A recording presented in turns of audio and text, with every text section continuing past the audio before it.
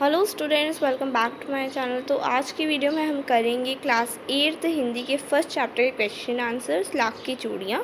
तो ये चैप्टर मैंने पहले पढ़ा दिया था। अगर आपने नहीं देखी है इसकी वीडियो तो आप जाके देख सकते हैं, मेरे चैनल पे अभी है वो। तो स्टार्ट करते हैं। प्रश्न नंबर 1, बचपन में लेखक अपने मामा के गाँव चाव से क्यों जाता था और बदलू को बदलू मामा ना कहकर बदलू काका क्यों कहता था? तो इसका उत्तर है, बचपन में लेखक अपने मामा के गांव चाव से इसलिए जाता था क्योंकि लेखक के मामा के गांव में लाख की चूड़ियाँ बनाने वाला कारीगर बदलू रहता था। लेखक को बदलू काका से अत्यधिक लगाव था।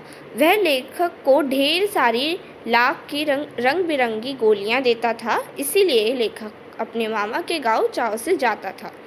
गांव के सभी लोग बदलू को बदलू काका कहकर बुलाते थे। इस कारण लेखक भी बदलू मामा ना कहकर बदलू काका कहता था। ठीक है। प्रश्न 2 है, वस्तु विनिमय क्या है? विनिमय की प्रचलित प्रसिद्धि क्या है? तो वस्तु विनिमय में एक वस्तु को दूसरी वस्तु देकर लिया जाता है। वस्तु के लिए पैसे नहीं लिए जाते थे, वस्तु के बदले वस्तु दी जाती थी। किंतु अब मुद्रा के चलन के कारण वर्तमान परिवेश में वस्तु का लेन देन मुद्रा के द्वारा होता है। विनिमय की प्रचलित प्रसिद्धि पैसा है। ठीक है। प्रश्न 3 है, मशीनी युग ने कितने हाथ काट दिए हैं? इस पंक्ति में लेखक ने किस व्यथा की ओर संकेत किया है? तो इसका उत्तर है, इस पंक्ति में लेखक ने कारीगरों की व्यथा की ओर संकेत किया है कि मशीनों के आगमन के साथ कारीगरों के हाथ से काम धंधा छिन गया, मानो उनके हाथ ही कट गए हैं हो। उन कारीगरों का रोजगार इन पैतृक काम धंधों से ही चलता था। उसके अलावा उन्होंने कभी कुछ नहीं सीखा था। वे पीढ़ी दर पीढ़ी अपनी इस कला को बढ़ाते चले आ रहे हैं और साथ में रोजी रोटी भी चला रहे हैं। परंतु मशीनी युग ने जहां उनकी रोजी रोटी पर वार किया है, मशीनों ने लोगों को बेरोजगार बना दिया है। ठीक है। अब प्रश्न 3 है, बदलू के मन में ऐसी कौन सी व्यथा थी जो लेखक से छिपी ना रह सकी? इसका उत्तर है, बदलू लाख की चूड़ियाँ बेचा करता था, परंतु जैसे जैसे कांच की चूड़ियों का प्रचलन बढ़ता गया उसका व्यवसाय ठप पड़ने लगा। अपने व्यवसाय की यह दुर्दशा बदलू को मन ही मन कचोटती थी। बदलू के मन में इस बात की व्यथा थी कि मशीनी युग के प्रभाव स्वरूप उस जैसे अनेक कारीगरों को बेरोजगार और उपेक्षा का शिकार होना पड़ा है। अब लोग कारीगरी की कद्र ना करके दिखावटी चमक पर अधिक ध्यान देते हैं। यह व्यथा लेखक से छिपी ना रह सकी।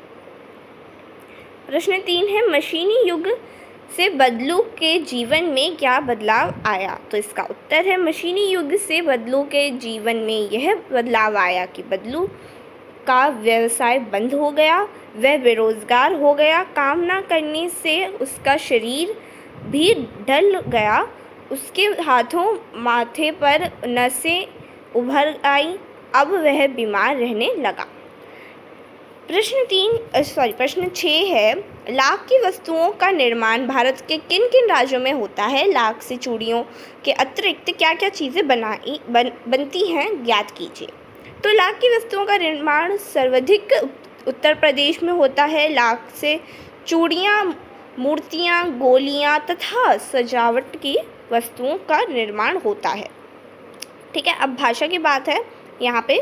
प्रश्न 1, बदलू को किसी बात से चिढ़ थी? तो कांच की चूड़ियों से। और बदलू स्वयं कहता है, जो सुंदरता कांच की चूड़ियों में होती है लाख में कहाँ संभव है। यह पंक्तियाँ बदलू की 2 प्रकार की मनोदशाओं को सामने लाती हैं। दूसरी पंक्ति में उसके मन की पीड़ा है, उसमें व्यंग्य भी है। हारे हुए मन से यह दुखी मन से अथवा व्यंजन में बोले गए वाक्यों के अर्थ सामान्य नहीं होते। कुछ व्यंग्य वाक्यों को ध्यानपूर्वक समझकर एकत्र कीजिए और उनके भीतरी अर्थ की व्याख्या करके लिखिए। तो इसका उत्तर है व्यंग्य वाक्य अब पहले जैसी औलाद कहाँ। तो इसकी व्याख्या है, आजकल किसी भी बुजुर्ग के मुख से आमतौर पर यह सुनने मिलता है जिसमें उनके हृदय में छिपा दुख और व्यंग्य देखने मिलता है। उनका मानना है कि आजकल की संतान बुजुर्गों को अधिक सम्मान नहीं देती। ठीक है। प्रश्न 2 है, बदलू कहानी की दृष्टि से पात्र है और भाषा की बात व्याकरण की दृष्टि से संज्ञा है। किसी भी व्यक्ति, स्थान, वस्तु, विचार अथवा भाव को संज्ञा कहते हैं। संज्ञा को तीन भेदों में बांटा गया है। पहला है व्यक्तिवाचक संज्ञा, जैसे लला, रज्जो, आम, काच, गाय इत्यादि। दूसरा है जातिवाचक संज्ञा, जैसे चरित्र, स्वभाव, वजन, आकार आदि द्वारा जानी जाने वाली संज्ञा। तीसरा है भाववाचक संज्ञा, जैसे सुंदरता, नाजुक, प्रसन्नता इत्यादि, जिसमें कोई व्यक्ति नहीं है और ना आकार या वजन, परंतु उसका अनुभव होता है। पाठ से तीनों प्रकार की संज्ञा चुनकर लिखिए। तो पहला व्यक्तिवाचक संज्ञा, तो उसमें है बदलू, बेलन, मचिया। फिर जातिवाचक संज्ञा में आदमी, मकान, शहर। फिर भाववाचक संज्ञा में स्वभाव, रुचि एंड व्यथा। तो ये 3 थे। अब प्रश्न 3 है, गांव की बोली में कई शब्दों के उच्चारण बदल जाते हैं। कहानी में बदलू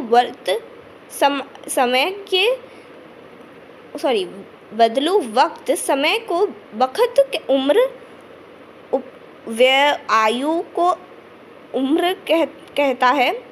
इस तरह के अन्य शब्दों को खोजिए जिनके रूप में परिवर्तन हुआ हो, अर्थ में नहीं।